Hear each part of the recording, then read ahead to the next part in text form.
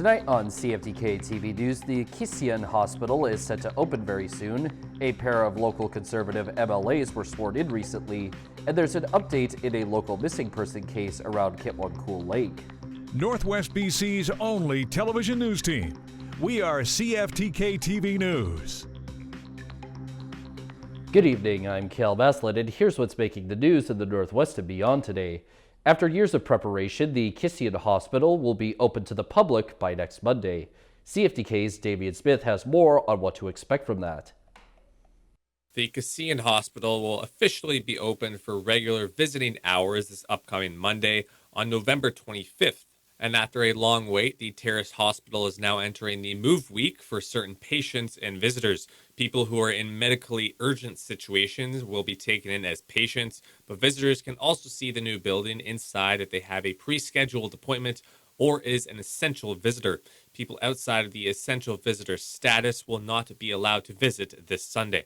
And while workers and patients get used to their new environment, there will be a few notes to take care of in the official opening week. Parking will be limited to a degree, going from 216 spots to 173. However, there will be 313 spaces available down the line, with 40 spots being freed up in the yellow section on this map.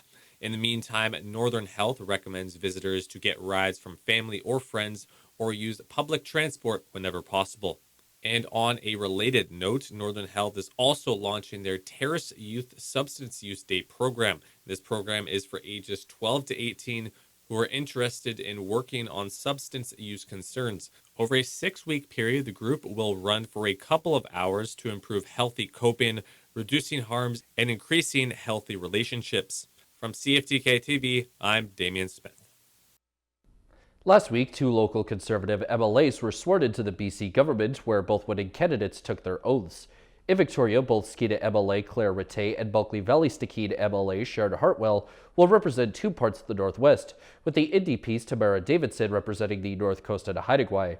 Rattay noted that this role comes with a great deal of responsibility, and she is excited to get to work. She also revealed that she will be announcing her office's grand opening in the coming weeks. A pair of news releases from the Terrace RCMP came out yesterday, with the first one talking about a driver who collided into the RCMP detachment building. Officers were inside the detachment when they heard a sudden crash, and upon the detachment, a white Ford vehicle was found with a male driver in the seat. He was then transported to the hospital for medical treatment, though no injuries came of the crash. Alcohol is believed to be a factor, and the investigation remains open. The other release talked about 2 weeks back with a vehicle rollover on Highway 37 near Hanson Road, resulting in 2 deaths. A witness reported seeing the vehicle hydroplane go off the road before landing upside down in the submerged water. The RCMP will not release the identities of the deceased. The family of Aidan Waddle, who has been missing since November 10th from Kitwancool Lake, have since provided an update. Yesterday evening, the family announced with heavy hearts that the search for Aidan has come to an end. The family says they do not want others to risk their safety, as the grounds and the water are very difficult to traverse. They thanked everyone who has turned out to help as well as donated. The Houston Terrace and Kitcatla search and rescue teams, the Canadian Rangers and RCMP NRAs, and even some Hummingbird drones all assisted in the search. Search and rescue say crews used sonar to search the lake bottom in addition to the lake and wooded area. Families say that they will still be at the lake daily until the water freezes over. The Smithers Fire Department was recently needing a new chief after their previous one, Derek Dixon, left in September in order to be closer to his family. And earlier in the month, they looked within their own ranks and believed that they were able to find a suitable replacement for Dixon right then and there. The department named a man who has been with them for over a decade and had served as deputy chief for the past 3 years of show. Alan John DeVries, a newest member in charge of their operations, in a public statement released by the town's chief administrative officer, Michael DeWar, he said that the whole of Smithers was happy to welcome DeVries to his new and very important job.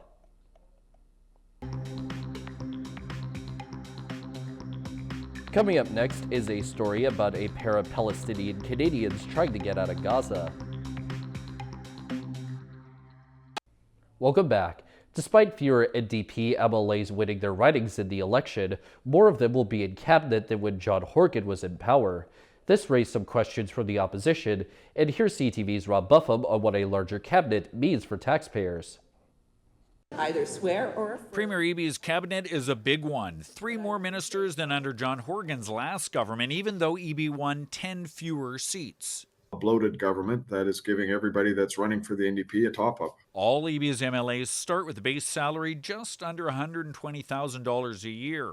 All the NDP MLAs get a new title. All but one come with salary boosts before they even start working. You get the bonus after you've demonstrated that you're very capable and hardworking. Each of Eby's 27 cabinet ministers get a raise, just under $60,000 for ministers and $41,000 for the 4 junior ministers, plus nearly $18,000 a year for the 14 parliamentary secretaries. We do have an inflated cabinet, particularly the number of parliamentary secretaries seems to be excessive to me. The 5 MLAs not appointed elsewhere get other titles, including House Speaker and Government Whip, all but one with raises. The focus needs to be on providing assistance to the people in British Columbia, and instead it seems David Eby is focused on padding the pocket of his fellow MLAs. Experts say Eby may be trying to ensure the loyalty of his team with a 1-seat majority. It's managing caucus relations. If 2 or 3 people get left out and they're sitting on the back benches twiddling their thumbs and making mischief, it could derail a government that only has a 1 or 2 seat majority. Aware of that razor-thin majority, especially having lost one of his members, Raj Chauhan, reappointed as House Speaker, Eby says his team is intensely negotiating with the Greens for its support. Absolutely, in discussions with the Green Party and making sure that we're working with other MLAs. We don't pretend to have all of the answers or the best path forward. But all MLAs are now vested with titles, most with sizable raises, as they embark on that path forward. Now to the roadblocks facing Palestinian Canadians desperately trying to get their relatives out of Gaza. They say that the process to obtain a temporary visa has been filled with hurdles and unanswered questions. CTV's Yasmin Gada reports many gathered to demand action, pointing to Canada's ability to quickly help Ukrainian and other refugees. It's difficult to focus on anything else, knowing that my loved ones are living in constant danger. Sadia Joha has lost more than 200 family members in Gaza since the start of the war. She is still waiting to receive unique codes for 7 of her 10 loved ones to apply for temporary visas to be accepted. How do I answer them when I cannot guarantee their safety or offer them the help they so desperately need? In order to apply for a temporary visa, a family member in Canada must first provide a list of names and birth dates of relatives. They are then given a unique code for each name submitted, and that's when they can begin the application process. It requires extensive background information, including a complete work history, details of social media accounts, and proof of bodily scars. I successfully collected all the necessary information and applied for them. In August, the IRCC rejected the documentation, demanding a death certificate, a near impossible request in Gaza. Some Palestinians have escaped Gaza and are now trapped in other countries, so they're unable to apply through the program and instead are trying for a tourist visa. Many of those applications are still pending, and many have been refused with little explanation. The program was announced in January with a promise of issuing visas for 1,000 people in Gaza. We reached out to Canada's immigration minister for an update, but did not hear back in time for broadcast.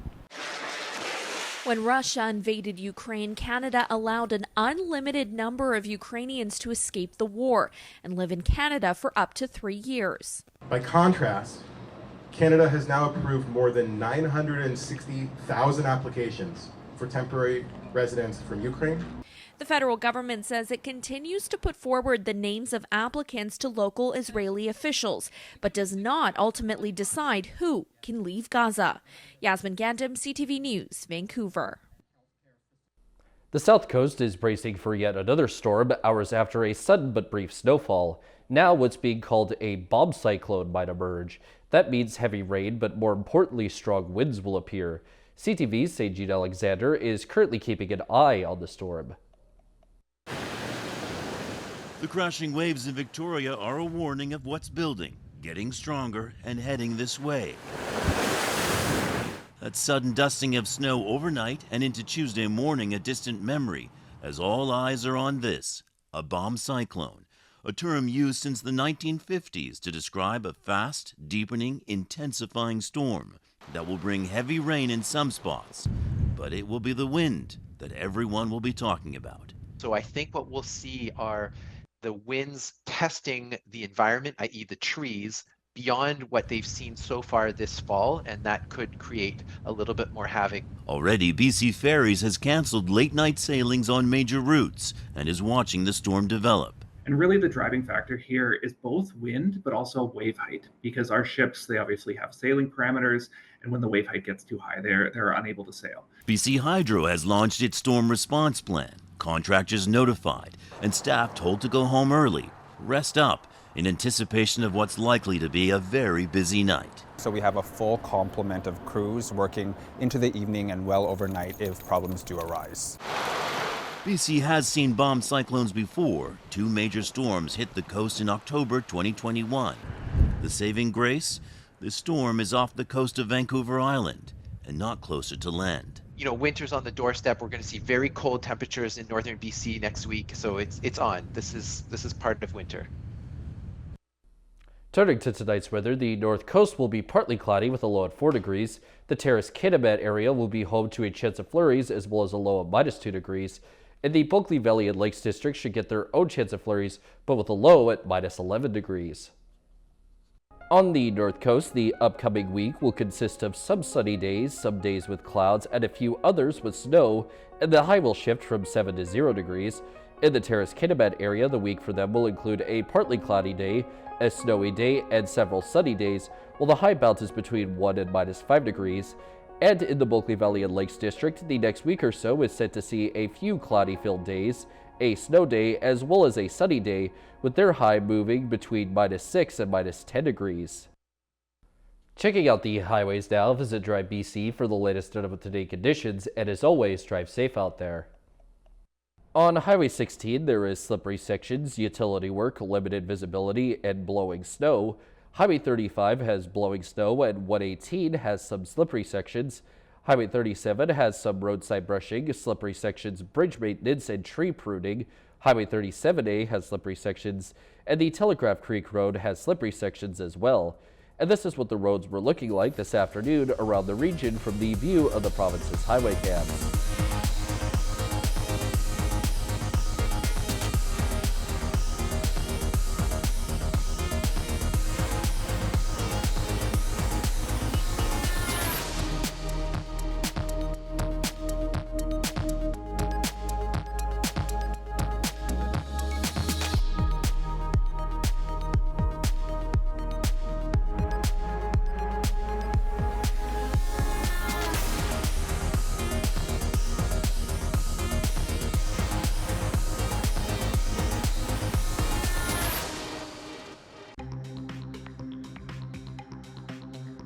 Still to come, a defamation lawsuit led to a Surrey councillor having to make an apology. Welcome back. A defamation lawsuit led to a former Surrey city councillor apologizing to a local developer.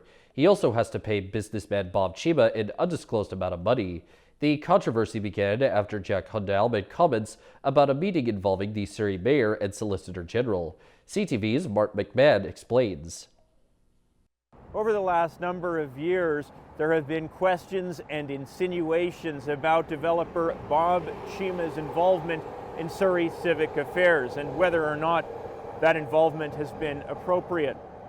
Now, former City Councillor Jack Hundal has issued an apology to Chima. This apology says that his statements represent a, quote, grave slur on his personal and professional integrity. Under an out-of-court settlement, Hundal has also agreed to pay Chima a substantial sum of money.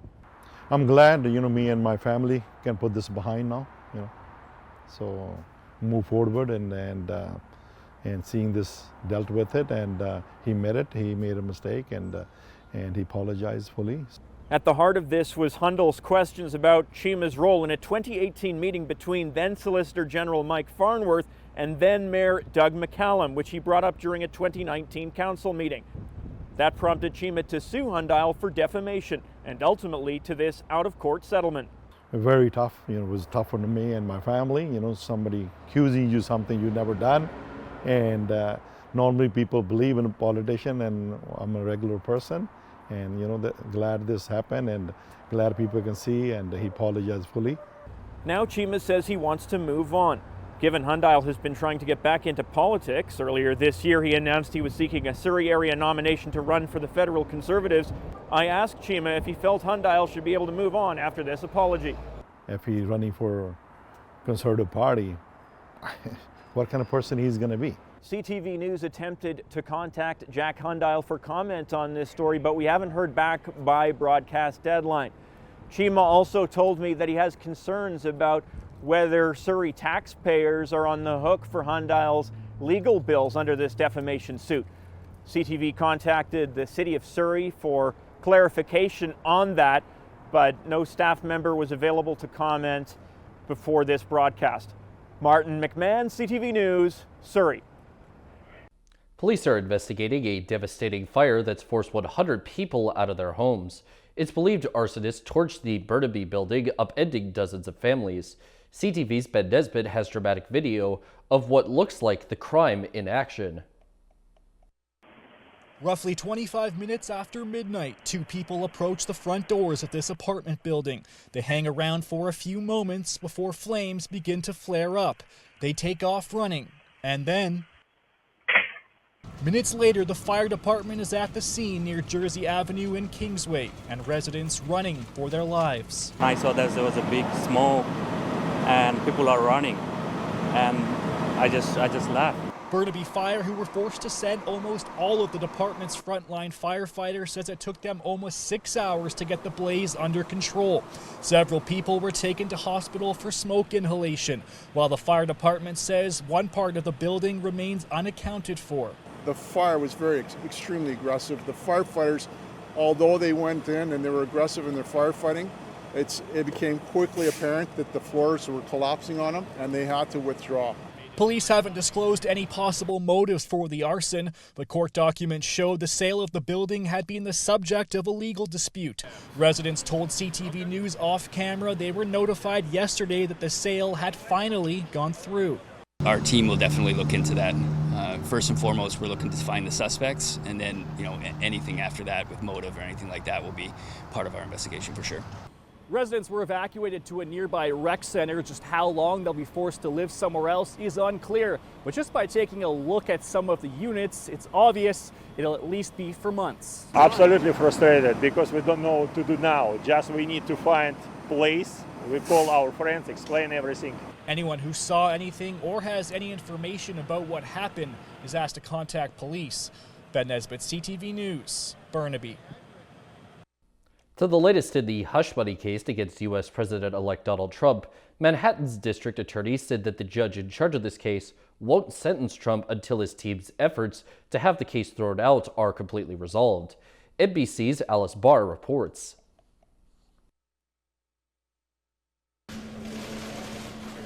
Faced with the unprecedented entangling of President-elect Trump's legal and political lives, prosecutors today saying his sentencing in the New York hush money trial should be postponed, while the Trump legal team seeks to have the case dismissed based on the Supreme Court's ruling on presidential immunity and his impending return to the White House. Manhattan prosecutors underscoring that a jury already convicted the president-elect of falsifying business records to cover up an alleged sex scandal. We didn't do a thing wrong. Signaling they would fight any effort to throw out the conviction. Still, a Trump spokesman calling this a total and definitive victory for President Trump and the American people who elected him in a landslide.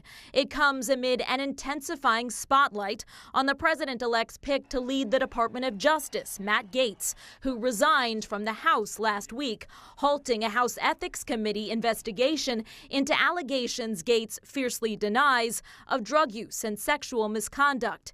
NBC News spoke with the attorney for a woman who he says testified before the committee that she witnessed Gates having sex with a 17-year-old girl at a party in 2017. She testified that her belief was that Representative Gates had no knowledge that she was under 18. The House Ethics Committee set to meet tomorrow on whether to hand over its report on a now former member to senators tasked with deciding whether Gates should be confirmed for Attorney General. There needs to be legitimate vetting. When I say legitimate, I mean just thorough vetting that the committees do. This is our job. This is the role of advice and consent. The Justice Department ultimately chose not to charge Gates, and his spokesperson calls the allegations baseless and intended to derail the second Trump administration. In Washington, Alice Barr, NBC News. And now we turn our attention to how the stock markets are looking as of today compared to yesterday. The Canadian dollar is up 1/100 of a cent. The price of gold is up $20.70. Oil is down 49 cents. Natural gas is up 19 cents. Aluminum is up $20.50. In Toronto, the TSX is up 25.69 points. The Venture Index is down 2.96.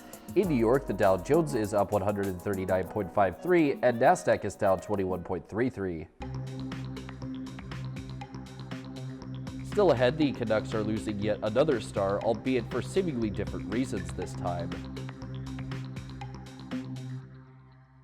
Welcome back. The Canucks are already playing without star goalie Thatcher Demko and leading goal scorer Brock Besser due to injury, and now a third star player is out of the lineup indefinitely. CTV's Shannon Patterson reports. JT Miller shoots, he scores! JT Miller roofed it! JT Miller leads all Canucks forwards with 16 points in 17 games. But fans and media have noticed he hasn't been the same this season. We've got the physical side of it. He's been dealing with an injury since training camp, but the fact that he just hasn't been the same, his game hasn't been as consistent as he likes, there's a mental toll that comes with that. On Tuesday, the Canucks GM announced Miller is taking an indefinite leave from the team for personal reasons. Indefinite in the sense we don't know how long.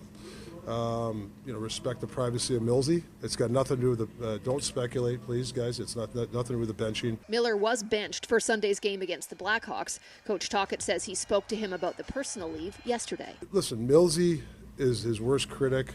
The guy who wears the heart of his sleeve. He's our FU. Like he's the guy that is an emotional leader. So he takes upon himself to do it every night, and it's hard to do. He is their alpha. He is their emotional heartbeat. And, you expect a player like JT Miller just find a way to grind through whatever he's dealing with until he comes out the other side. But obviously, this is affecting him a little more. Teammates are standing behind their alternate captain. Obviously, a very big hole to fill. But yeah, wish him well in his personal matter, and we're here to support him and the whole organization. With Miller now out indefinitely, Brock Besser sidelined with a concussion, and Thatcher Demko yet to return, the team is missing 3 star players. Well, we've dealt with a lot of stuff. Dakota's cancer. There's a lot of stuff that's wrong with this team. While that stuff makes it harder to compete on the ice, Tocchet made it clear his priority is JT Miller, the person. He's a family member here. We're going to support him. Shannon Patterson, CTV News, Vancouver. That's our news for now. From everyone at CFTK-TV News, I'm Cale Meslin. Thanks for watching.